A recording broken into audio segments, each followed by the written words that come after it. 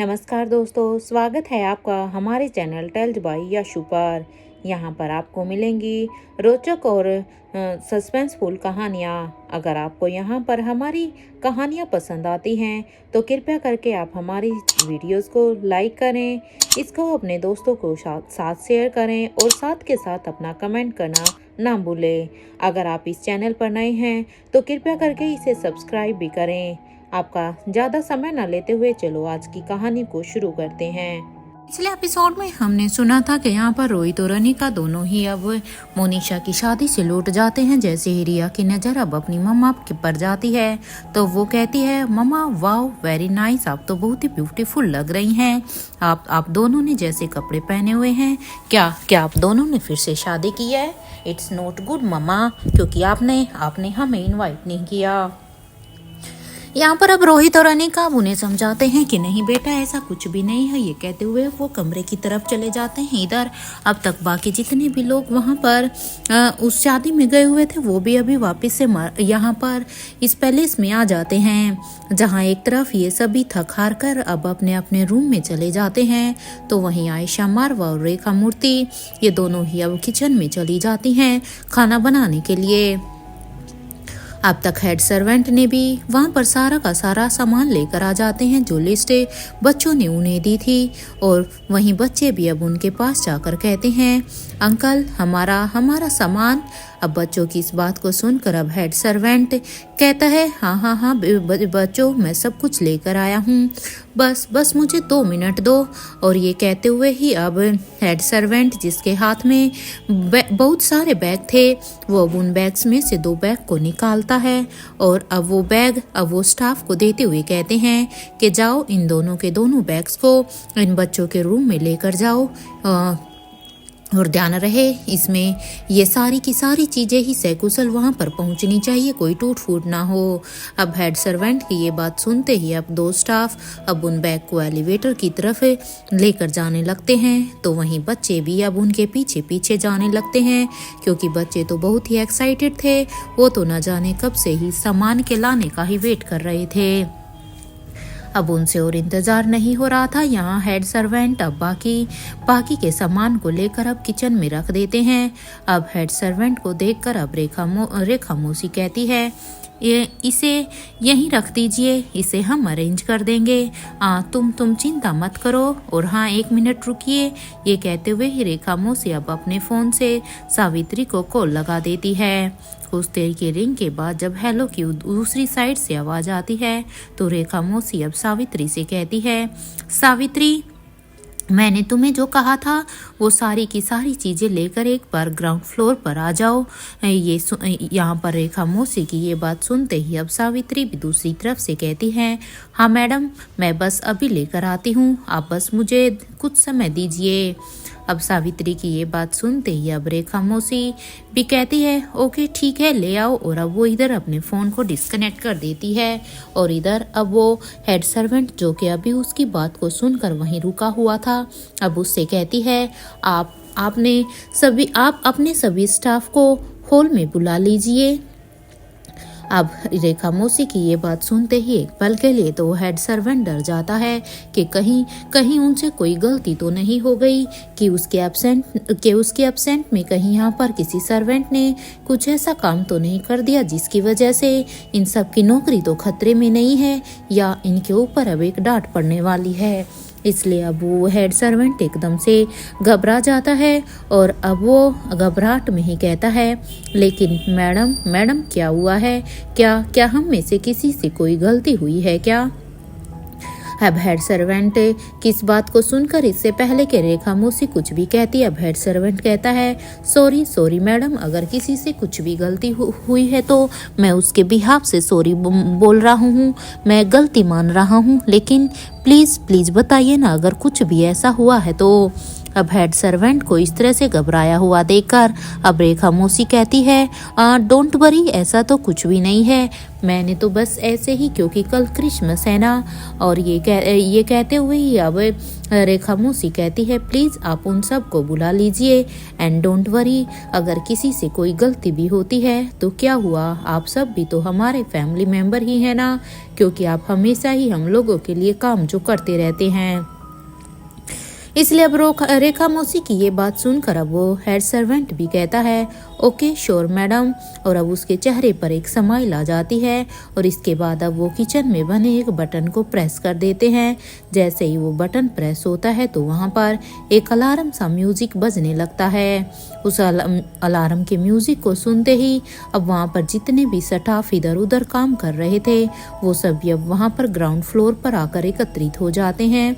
और वो सभी अब वहाँ पर एकत्रित होने के बाद अब एक दूसरे को ही देखते हैं कि आखिर हुआ क्या है, उन्हें अचानक से यहाँ पर क्यों बुलाया गया है, कि क्या हुआ है ऐसा, कहीं सच में कुछ गड़बड़ तो नहीं हो गई। उन सभी के चेहरे को ही देखकर लग रहा था कि वो बेचारे बहुत ही घबराए हुए थे। इधर वो उन सब को कुछ भी समझ में नहीं आ रहा था। तभी वहां पर कुछ ही देर में अब सावित्री भी नीचे आ जाती है, क्योंकि रेखा मौसी ने उसे जो सामान लाने के लिए बोला था वो उसे लेकर आती और अब वो रेखा मौसी को आवाज लगाने लगती है। इधर सावित्री की आवाज को सुनकर अब रेखा मौसी और आयशा मारवा ये दोनों ही अब किचन से बाहर हॉल में ही आ जाती है।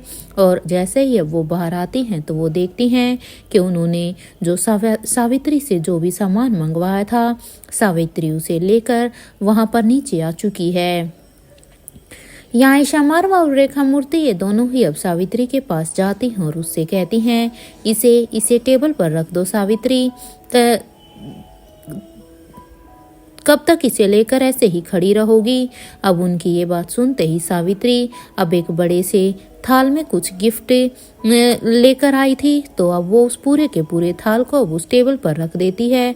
और अब वहीं आयशा मारवा और रेखा मूर्ति वो दोनों ही अब उन गिफ्ट को और उनके साथ एक चॉकलेट बॉक्स को एक एक करके अब वहाँ पर सारे ही स्टाफ्स को दे देते हैं।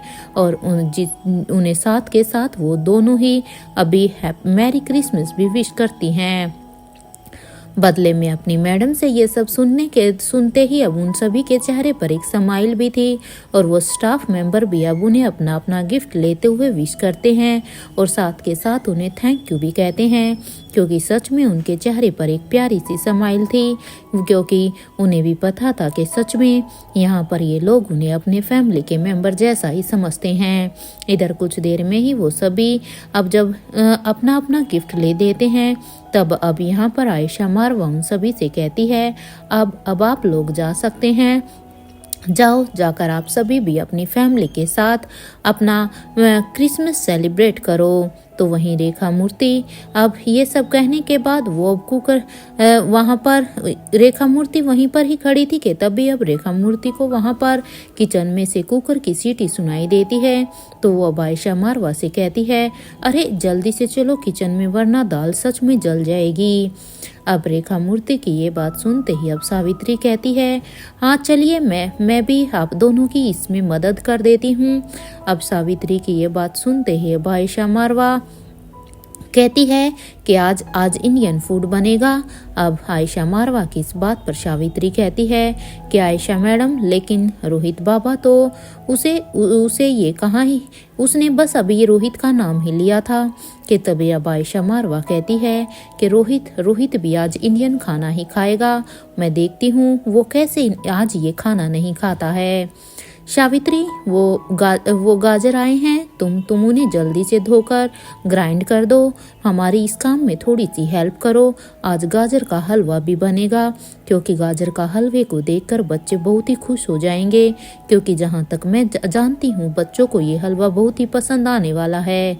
इस बात पर अब सावित्री कहती है, अरे मैडम ये आज का ज़माना है, अब तो मशीनें आ गई हैं ना, वरना हमारे टाइम में तो आपको तो याद ही होगा कि कैसे हाथ से घिसते तो घंटे बीत जाते थे। लेकिन देखो आज का टाइम, मशीन में बस एक बार डाला और उसे ग्राइंड कर दिया। इस बात पर अब रेखा मौसी कहती है, हाँ तुम्हारा टाइम, हाँ हमारा टाइम तो ऐसा ही था, लेकिन कोई नहीं, चलो अब चलो, हमें बनाना भी है तो हमें बनाना भी तो है ना। ये तीनों ही अभी बातें करते करते ही अब किचन में चली जाती हैं। साथ के साथ वो अब अपने उस समय को भी याद करती हैं। तो वहीं दूसरी तरफ इधर बच्चों के रूम में बच्चे अपनी लिस्ट को चेक करते हुए ही एक एक आइटम को चेक कर रहे थे।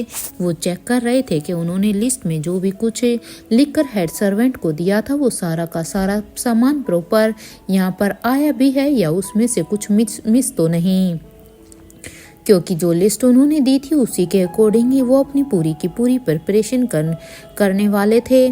तभी उन्हें अब अपने सामान में एक रेड कलर की सेंटा क्लॉज की हैट भी दिखाई देती है। उस हैट को देखकर अब बच्चे खुश हो जाते हैं और अब वो सभी उनमें से अब एक एक सेट हैट को लेकर अब अपने सिर पर पहन लेते हैं। हैट पहनकर अब रिया कहती है, अब लग रहा है ना कि क्रिसमस आने वाला है, क्योंकि अब तक तो लग रहा था जैसे कुछ हो ही ना रहा हो। और हम देखो अब तो उसकी प्रिपरेशन भी कर रहे हैं। फाइनली अब हमारे पास सारा सामान है। रिया की इस बात पर अब अलेक्जेंडर कहता है, देखो रिया, तुम पिंकी किचन में काम करने वाले हो तो मेरी मानो तो किसी बड़े को अपने साथ ही लेकर जाना, क्योंकि तुम दोनों अकेले किचन में कुछ भी मत करना, क्योंकि फॉर सेफ्टी ये तुम दोनों के लिए ठीक नहीं होगा। हमारे साथ किसी अडल्ट का होना बहुत ही ज़रूरी है। अलेक्जेंडर की इस बात पर अब पिंकी कहती है, हाँ ठीक है, हम जानते हैं, इसलिए हम मयूर चाचू को अपने साथ ले लेंगे। वो किसी को भी नहीं बताएंगे, क्योंकि मुझे मयूर चाचू का पता है, वो बस हमारी ही बात सुनेंगे। पिंकी की इस बात पर अब रिया कहती है, लेकिन ये बात तो ठीक है पिंकी, लेकिन सोचो अगर उन्होंने राजलक्ष्मी मामी को बता दिया तो क्या पता वो राजलक्ष्मी मामी से ही हमारी बातें ना छुपा पाएं और वो मम्मा को भी तो बता देंगी। फिर हमारा पूरा सरप्राइज ही खराब हो जाएगा अगर उन्होंने राजलक्ष्मी मामी को बताया और वो फिर मम्मा को बताएंगी तो।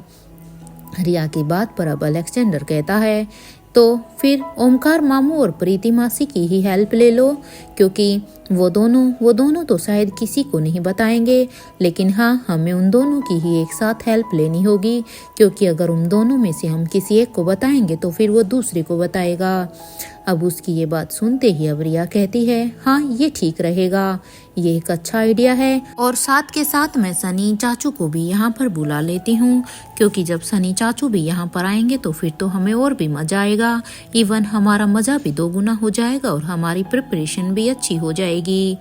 ये सुनते ही अब आर्यन कहता है, हाँ ठीक है, फिर मैं अपने फ़ोन से उन्हें मैसेज करता हूँ कि वो सभी अभी हमारे रूम में आ जाएं। इसके बाद हम सभी मिलकर सारे ही बड़ों को सरप्राइज देंगे। अब आर्यन की इस बात पर को सुनकर अब यश कहता है, हाँ तो फिर देर किस बात की है, जल्दी से करो क्योंकि फिर तो लेट हो ही जाएगा। इस बात पर अब आर्यन अपने फ़ोन से अब एक मैसेज टाइप करते हुए प्रीति, ओमकार और सनी को उस मैसेज को सेंड कर देता है, और इसके बाद अब वो पिंकी के साथ अब अपने फ़ोन पर और इसके बाद अब वो पिंकी को अपने फ़ोन पर कुछ दिखाता है।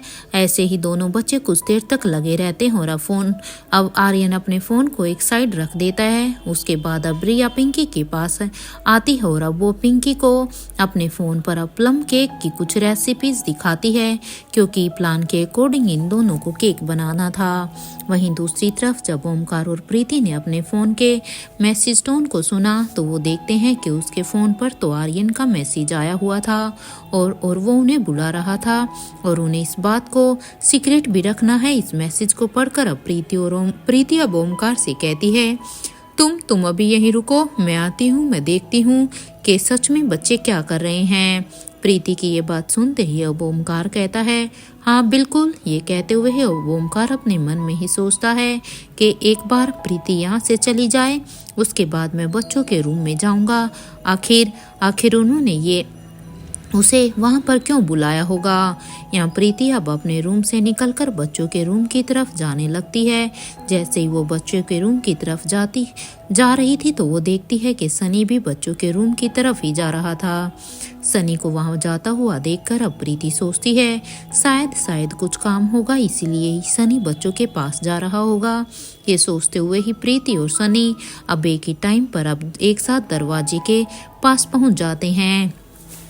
प्रीति को वहां पर देखकर अब सनी उसे प्रीति से पूछता है, प्रीति तुम यहाँ पर क्या कर रही हो? अब प्रीति सनी की इस बात को सुनकर कहती है, ये बात तो हम भी तो आपसे पूछ सकते हैं, क्या आप यहाँ पर क्या कर रहे हो?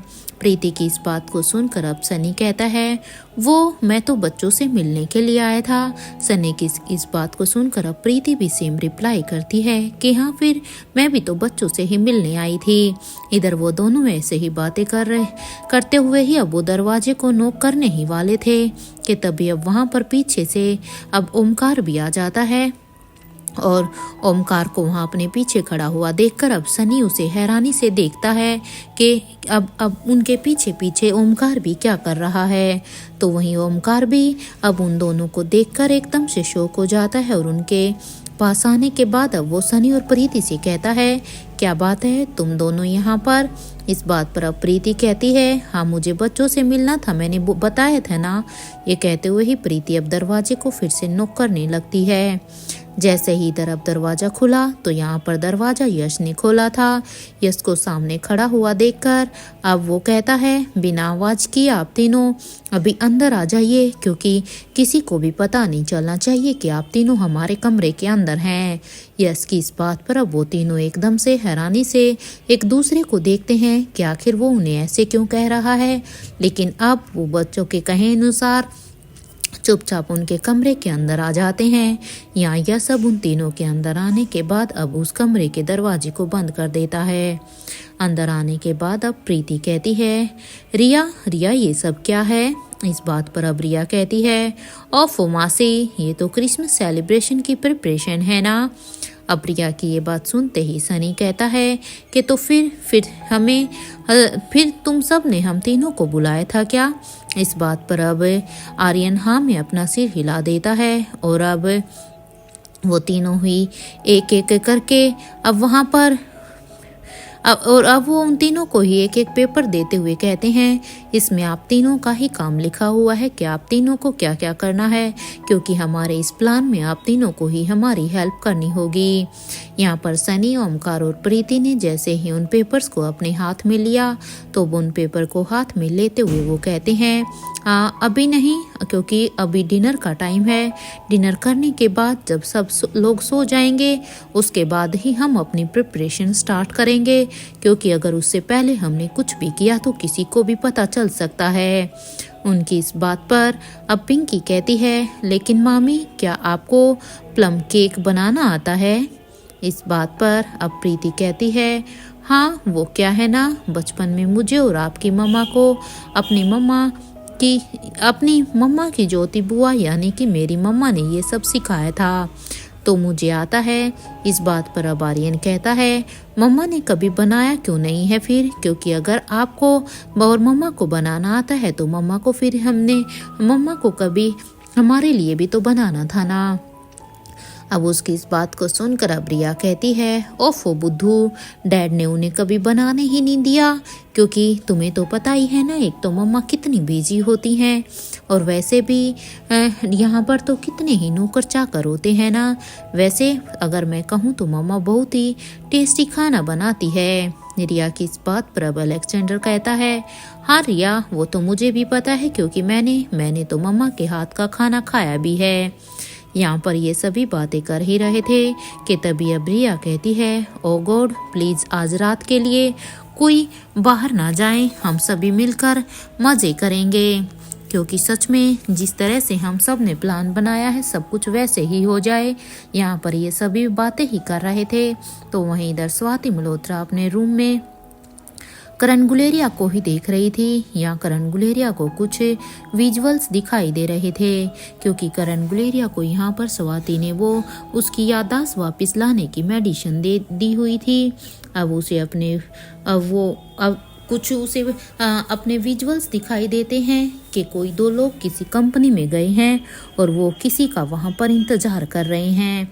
ऐसे ही करके अब ढेर सारे विजुअल सब करण को दिखाई दे रहे थे कि तभी अचानक से अब उन्हें दिखाई देता है कि कैसे कोई उन्हें मारने के लिए आ रहा था और उसका दोस्त वहां पर जमीन पर जिंदा लाश की तरह पड़ा हुआ था और वो उसे बचाने के लिए कुछ भी नहीं कर पाते हैं कि तभी उनके सामने एक ऐसा चेहरा आता है जिसे वो जानते थे और वो चेहरा कोई और नहीं बल्कि स्वाति मल्होत्रा का ही था। करण को बचाने के लिए स्वाति मल्होत्रा ने उस वार को अपने ऊपर ले लिया था। ये सारी ही बातें उस समय की है जब रोहित को मारने के लिए ये सब प्लान किया गया था और तब वहां पर धनंजय भी पूरी तरह से घायल था और करण भी उस समय घायल ही था। तब स्वाति मल्होत्रा बीच में आई थी और फिर किंग ने इन सभी को ही बचाया था। ये सारी बातें अब करण गुलेरिया के लिए बर्दाश्त से बाहर हो रही थी कि तभी अचानक से अब उसकी आंखें खुल जाती है और जैसे ही उसकी आंखें खुलती हैं तो अब वो अपने सामने स्वाति को देखते हैं और अब वो स्वाति से कहते हैं कि अपने बेड पर और अब वो स्वाति चिल्लाते हैं और वो अपने बेड पर उठकर बैठ जाते हैं और उनके माथे पर अब बहुत सारा पसीना आया हुआ था। ऐसा लग रहा था जैसे वो पसीने में पूरे नहा चुके हों। इधर अब करण को एक तरह से इस तरह से एकदम से बैठा हुआ देखकर और उसके पसीने पर और उसके माथे पर इतना पसीना देखकर अब स्वाति मल्होत्रा उनके बगल में आती है और अब उनके पास बैठ जाती है। तो वहीं करण गुलेरिया अब स्वाति मल्होत्रा से कहते हैं मुझे जाना होगा, मेरे दोस्त को मेरी जरूरत है, मेरे दोस्त की जान खतरे में है। ये कहते हुए ही करण गुलेरिया अब अपने बेड से उठने लगते हैं। तो वहीं स्वाति मल्होत्रा अब करण गुलेरिया का हाथ पकड़ती है और अब उन्हें वापस से बेड पर बिठाते हुए उन्हें संभालते हुए कहती है, करण प्लीज करण शांत हो जाओ। देखो अभी सब कुछ ठीक है क्योंकि तुम जो सोच रहे हो वो अभी प्रेजेंट की बात नहीं है। तुम्हारे दोस्त को कुछ भी नहीं हुआ है, वो पूरी तरह से ठीक हैं। करण रिलैक्स, पहले मेरी बात सुनो और समझने की कोशिश करो। ये कहते हुए ही स्वाति मल्होत्रा अब करण को एकदम से ही गले से लगा लेती है क्योंकि वो जानती थी कि करण इस समय काफी हड़बड़ाए हुए थे और स्वाति जानती थी कि उन्हें कैसे शांत करना है, इसलिए वो उन्हें अब कुछ समय के लिए अपने गले से लगाए रखती है और कहती है, करण मुझे पता है कि वो दिन हम सभी के लिए बहुत ही बुरा था और जो तुम देख रहे हो वो वही दिन था। But the best part is this के हम सभी ठीक हैं और सेफ भी हैं। ये बात और है कि लास्ट 15 ईयर तक मैं इस गिल्ट में थी कि मैं धनंजय को नहीं बचा पाई थी, क्योंकि ये बात आज की नहीं है। स्वाति की इस बात को सुनकर अब करण स्वाति से दूर होते हुए अब स्वाति के दोनों ही कंधों पर अब अपना हाथ रखता है और कहता है, तो इसका मतलब ये है कि स्वाति किंग जिंदा है ना। इस बात पर अब स्वाति अपनी नजरों को चुराते हुए कहती है कि ऐसा क्यों कह रहे हो तुम, और किंग के बारे में तुम क्या जानते हो। अब स्वाति की इस बात पर अब करण गुलेरिया कहते हैं, स्वाति यही बात तो मैं तुम्हें उस वक्त बताना चाहता था जब तुमने मुझे दिल्ली छोड़कर जाने की वजह बताई थी। मैं भी तुमसे कुछ कहना चाहता था उस समय कि जिस खतरनाक ऑर्गेनाइजेशन का हेड हम राजीव को समझ रहे थे, एक्चुअल में उस ऑर्गेनाइजेशन के हेड तुम्हारे पापा हैं, यानी कि मिस्टर यशवंत मल्होत्रा हैं। करण गुलेरिया की इस बात पर अब स्वाति मल्होत्रा कहती है कि थोड़ा और दिमाग पर जोर डालो करण, सच जानने के लिए तुम्हें और धनंजय ने 1 महीने तक बहुत मेहनत तो की थी, थोड़ा सा और सोचो। अब स्वाति की इस बात पर अब करण गुलेरिया के मुंह से एकदम से निकल जाता है, सर जी आखिर कौन है ये? सर जी क्या तुम जानती हो उन्हें? स्वाति मैं और धनंजय उन तक पहुंचने ही वाले थे, अब ध्यान आया, लेकिन हाँ उन लोगों ने उस समय आयशा को किडनैप कर लिया था और उसके साथ रोहित को भी, क्योंकि वो उन दोनों को ही मारना चाहते थे। स्वाति क्या तुम्हें कोई भी आइडिया है कि हमें उस समय किसने बचाया था? क्योंकि जहाँ तक मुझे याद है हम सभी उस समय जख्मी हालत में थे और आयशा का इंपीरियल ग्रुप से क्या लेना देना है? इस बात पर अब स्वाति मल्होत्रा कहती है, आज के लिए करण बहुत हो गया है, पहले अभी तुम पूरी तरह से शांत हो जाओ और अपने दिमाग को शांत करो, क्योंकि अभी के लिए तुम्हारा दिमाग शांत होना बहुत ही जरूरी है। अब स्वाति की इस बात पर अब करण गुलेरिया स्वाति मल्होत्रा के हाथ को पकड़कर कहते हैं, अब तो तुम मुझे छोड़कर कभी भी नहीं जाओगी ना स्वाति। ये कहते हुए ही करण गुलेरिया अब स्वाति को फिर से अपने गले से लगा लेते हैं। तो वहीं स्वाति मल्होत्रा भी अब करण को जोर से हक करते हुए अब करण गुलेरिया की पीठ को सहलाने लगती है कि तभी उनकी नाक में एक महक आती है, क्योंकि स्वाति मल्होत्रा ने इस महक को पहचान लिया था। और अब स्वाति मल्होत्रा करण गुलेरिया से कहती है, लगता है कि रेखा ने दाल में छोंक लगाया है। तो वहीं अब करण गुलेरिया कहते हैं, मुझे तो दाल का छोंक नहीं स्वाति, मुझे तो पता नहीं क्यों गाजर के हलवे की महक आ रही है। एंड आई एम श्योर कि जरूर आयशा ही इस हलवे को बना रही होगी। करण की इस बात पर अब स्वाति मल्होत्रा करण से कहती है, लगता है जनाब का मूड ठीक हो गया है, अब शायद तुम ठीक फील कर रहे हो। अब स्वाति की इस बात पर करण गुलेरिया कहते हैं, हाँ वो तो हो गया है, मुझसे डिनर का वेट ही नहीं हो रहा है, क्योंकि सच बताऊं तो आयशा जिस तरह से हलवा बनाती है ना, मुझे उनके हाथ का वो हलवा बहुत ही पसंद है। इसलिए अब तो मैं सोच रहा हूँ पता नहीं डिनर कब मिलेगा। करण की इस बात पर अब स्वाति कहती है, आज आप मेरे लिए खाना लेकर आइएगा, और वो भी सबके बीच में रहकर। ये सुनते ही अब करण गुलेरिया कहते हैं कि तुम मुझे चैलेंज कर रही हो क्या, क्योंकि ये बात तो करण गुलेरिया भी जानते थे कि अगर वो डिनर टेबल से सबके सामने से अगर स्वाति के लिए खाना लेकर आएंगे तो फिर उन्हें स्वाति के बारे में उन्हें जवाब भी देना होगा। इस बात पर अब स्वाति मल्होत्रा कहती है कि अगर आपको ऐसा लगता है तो यही सही, क्योंकि वैसे मैं आपको चैलेंज तो नहीं दे रही थी, लेकिन अगर आपको ये चैलेंज लग रहा है तो ठीक है, फिर चैलेंज ही समझ लो। लेकिन क्योंकि जब यहाँ पर दाल आज रेखा ने बनाई है तो मुझे भी ये खाना टेस्ट करना है।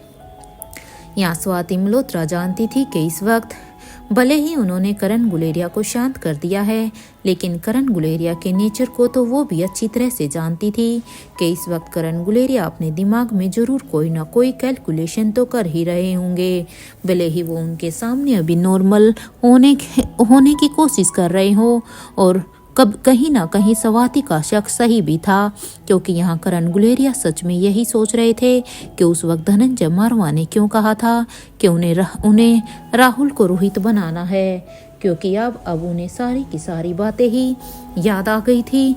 और जो उन्हें रोहित नहीं दे सकता वो उन्हें राहुल देगा। मुझे धनंजय से इसके बारे में बात करनी होगी कि हमें बेंगलोर जाना होगा अपना अधूरा काम पूरा करने के लिए। जो काम हम तब नहीं कर पाए थे उसे हम अब करेंगे। इस बात पर करण गुलेरिया अब